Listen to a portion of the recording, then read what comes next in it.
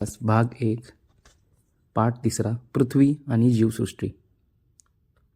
पृथ्वीच्या पृष्ठभागावर काही भागात जमीन तर काही भागात पाणी दिसते. पृथ्वीभोवती हवेचे आवरण असते.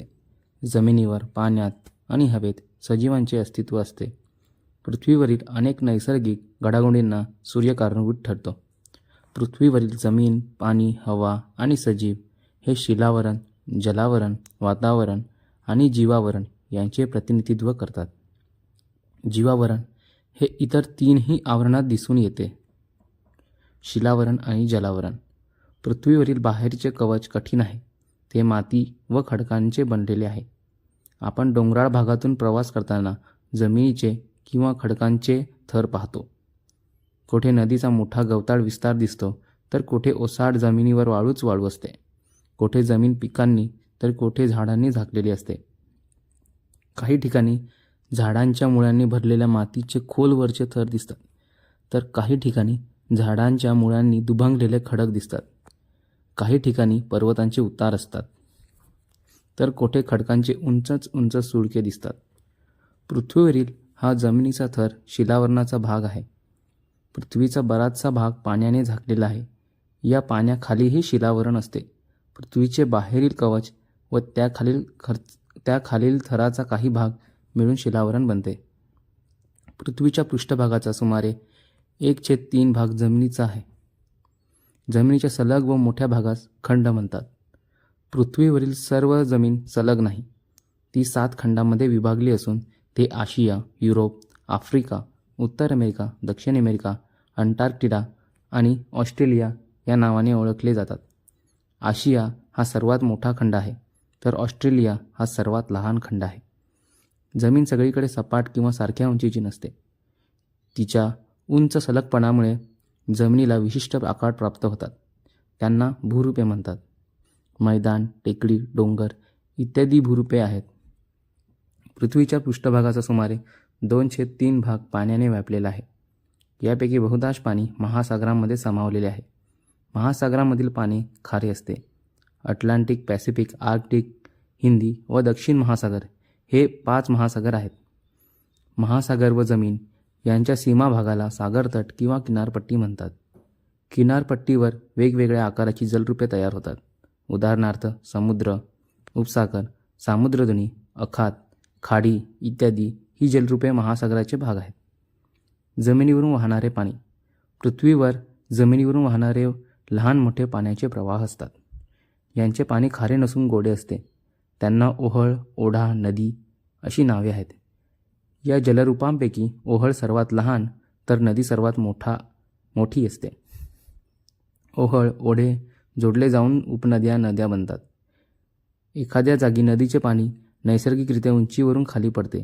तेथे धबधबा तयार होतो. नद्या शेवटी सागराला जाऊन मिळतात. सरोवर. जमिनीच्या एखाद्या सखल भागात नैसर्गिकरित्या पाणी साठून तयार झालेल्या मोठ्या जलाशयाला सरोवर म्हणतात. लहान जलाशयाला तळे म्हणतात. हिम स्वरूपातील पाणी. थंड प्रदेशात ढगातील पाण्याचे कण गोठून त्यांचे हिमकण तयार होतात. अशा प्रदेशामध्ये हिमवर्षाव होतो. एकावर एक हिमाचे थर जमिनीवर साचले की त्यांचा बर्फ बनतो. असे बर्फाचे थरावर थर साचत गेले की त्यांचा आकार प्रचंड मोठा होतो. जमिनीच्या उतारावरून ते थर अतिशय मंदीने खाली सरकतात. त्याची हिमनदी बनते. समुद्रावर तरंगणारे बर्फाचे खूप मोठे तुकडे असतात. त्यांना हिमनग म्हणतात. भूजल. जमिनीवरील या जलसाठ्यांव्यतिरिक्त जमिनीखालीही खडकांच्या थरात खूप साचलेले पाणी असते. त्याला भूजल म्हणतात. हे भूजल विहिरी, कूपनलिका यातून उपसून वापरले जाते. अनेक सरोवरांना, विहिरींना जमिनीखालील झऱ्यामुळे पाणी मिळते.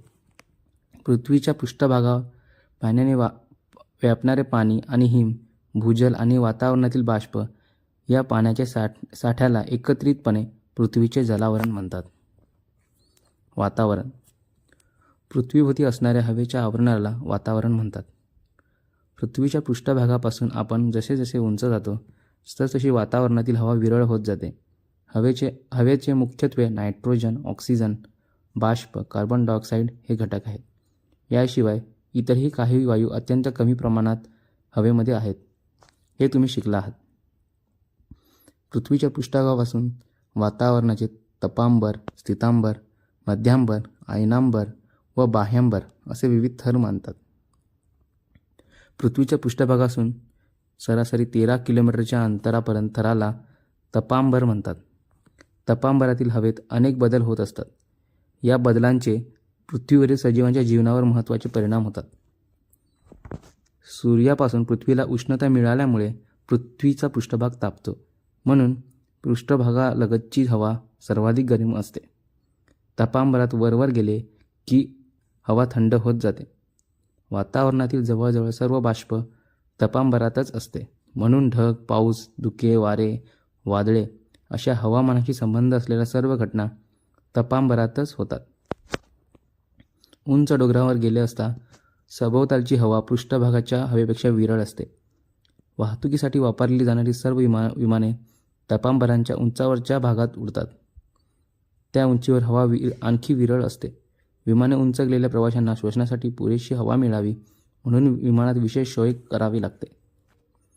पृथ्वी तलापासून तपांबराच्या बाहेर सुमारे 50 किलोमीटरच्या थराला स्थितांबर म्हणतात.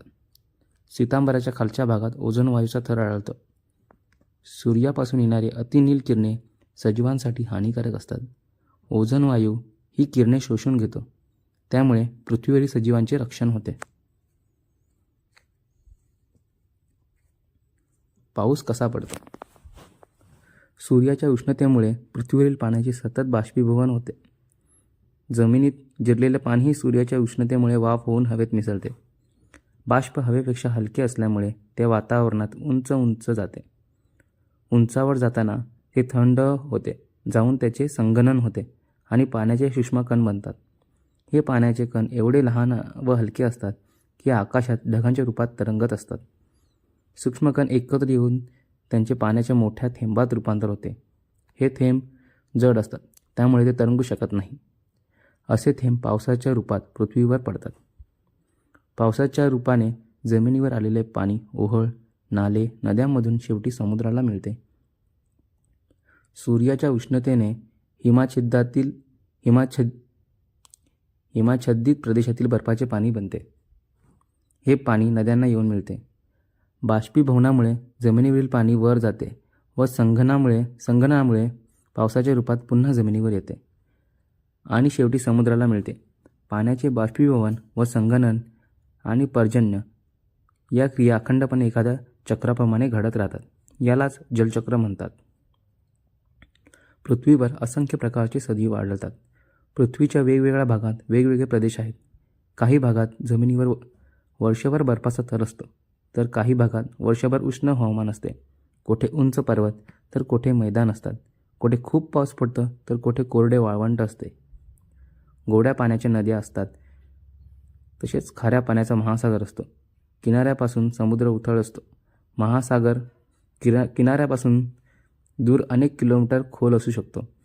पृथ्वीवरील अशा वेगवेगळ्या प्रदेशांमध्ये राहणाऱ्या सजीवांमध्ये खूप वैविध्य दिसून येते.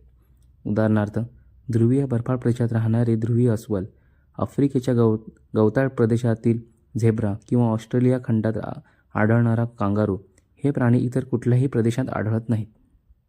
हत्ती आणि सिंह हे उष्ण प्रदेशात आढळतात.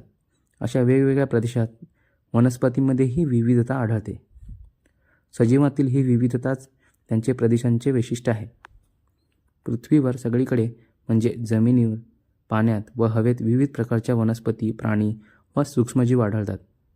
शिलावरण, जलावरण व वातावरण यात सजीवांचे अस्तित्व असते. या आवरणातील सजीव व त्यांनी व्यापलेल्या भागास एकत्रितपणे जीवावरण असे म्हणतात.